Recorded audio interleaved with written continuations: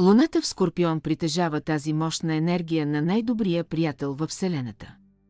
Те са дълбоко страстни, отдадени и грижовни души. Луната в Скорпион отива далеч отвъд повърхността и се потапя в сърцето на самата жизнена сила. Какъв е лунният знак Скорпион? В астрологията Луната управлява вашия ум и емоции. Това е всичко, което мислите и чувствате. Елементът, свързан с Скорпиона, е водата, което държи енергията на самата емоция. И Луната, и Скорпионът са водна енергия, така че си пасват много добре. Това основно добавя повече емоция в емоциите. Така че получавате човек, който чувства наистина дълбоко. Те са дълбоко в хармония с чувствата си.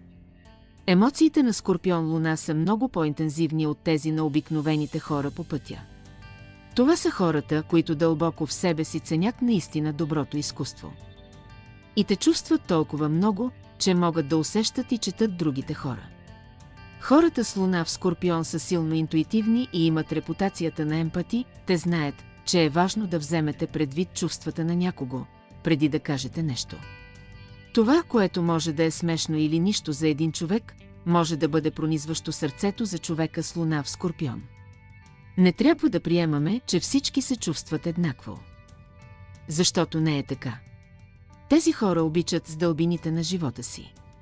И те не са глупави. Известно астрологично писание, наречено Джатака Пираджата, казва, че Луната управлява характера на сърцето. Скорпионът е знак на фиксирана енергия, така, че тези хора имат стабилно сърце с дълбините на чувствителността и емоцията. Луната в знак Скорпион прави нещо много добро за човека. Това им дава много енергия да правят това, което трябва. Самият знак Скорпион управлява енергията и издръжливостта на човека.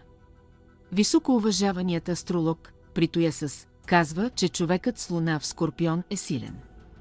Знакът Скорпион се управлява от Марс, който се оказва много добър приятел на Луната. Така че енергията на Луната в Скорпион е много приятелско и удобно място за Луната. Може би знаете, че Луната е отслабена в Скорпион, но трябва да помним, че Луната няма врагове и е в знака на своя приятел. Луната има силата да отменя злите ефекти, причинени от Меркурий, Сатурн, Марс, Венера и Юпитер. Това е нещо много силно, за което не се говори достатъчно, ако изобщо се говори. Само Слънцето има по-голяма власт над Луната. Това е много хубаво нещо в този случай и тези хора са едни от най-любимите ми хора в света. Те са енергията на най-добрия приятел. Това е тип приятел, ще умра за теб. Не можете да кажете това за повечето хора. Те остават до вас, когато стане трудно. Всеки, който познава приятелството с Скорпион Луна, знае, че има приятел за цял живот, независимо от всичко. Те предпочитат да имат няколко висококачествени приятели вместо огромен списък от случайни приятели. Това е така, защото дълбочината и значението са толкова важни за тях. И кой има време да прави това с всички? Личността на Луната в Скорпион е твърда. Те могат да поемат много повече от обикновения човек. Знакът Скорпион разбира истинската енергия на страданието и какво наистина стои зад него. Когато Луната е тук, тя помага на ума да разбере тази мощна страна на Марс. След като сте били в енергията на Скорпион за дълго време, разбирате, че там има голяма тишина и тъмнина, които всъщност стават мирни след известно време. Когато сте гледали страданието в лицето достатъчно дълго, сенките изчезват и настъпва дълбока трансформация. Ето защо едни от чертите на Луната в Скорпион са издръжливостта и устойчивостта. Те са били там и са го преодолели.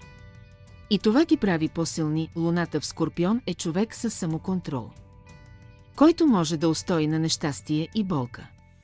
Това качество е необходимо в спортове на високо ниво или практики, които изискват дисциплина.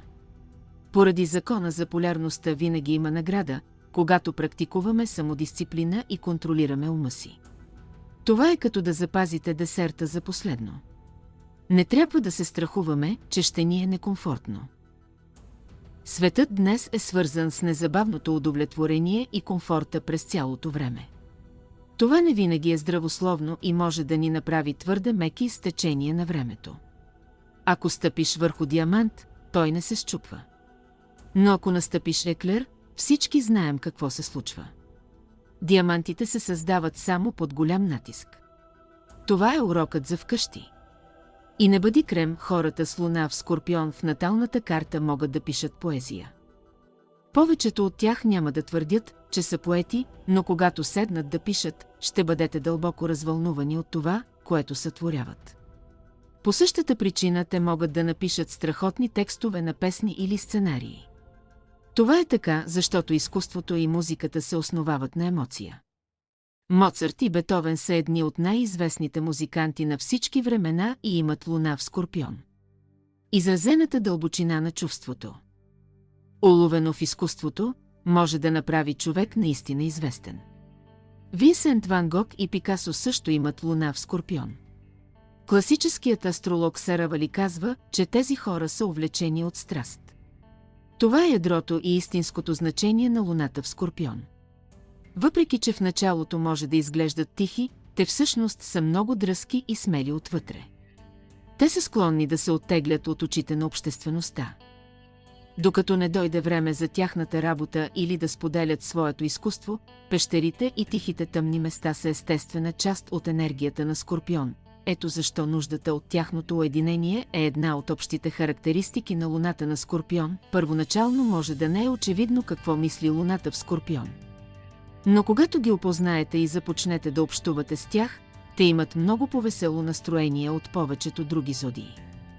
Много хора не знаят или дори не мислят това за луната в Скорпион, защото често е свързана с тъмнината, но духовно казано, тъмнината всъщност съдържа по-голяма светлина от видимата светлина, която виждаме. Тези хора са склонни да гледат на светлата страна на живота и са добри в това да карат другите да се чувстват добре. Луните в Скорпион знаят как да извадят хората от тъмните дупки, без проблем. Те ви карат да се смеете, когато най-малко очаквате и ви напомнят да не приемате живота толкова насериозно. Това са феноменални хора и трябва да бъдат наистина разбрани заради тяхната чудесност. Не мога да подчертая това достатъчно. Дори древният текст Берихът Джатака казва, че те са много весели натури. Те също са наистина умни. Алберт Айнщайн също е бил с луна в Скорпион. Еванеетъка казва, че тези хора са интелигентни. Луната в Скорпион има толкова много положителни черти. Те притежават естествената енергия, чрез която лесно могат да влияят на останалите. В заключение, хората ги уважават и естествено ги следват, защото всичко при тях е автентично и искрено.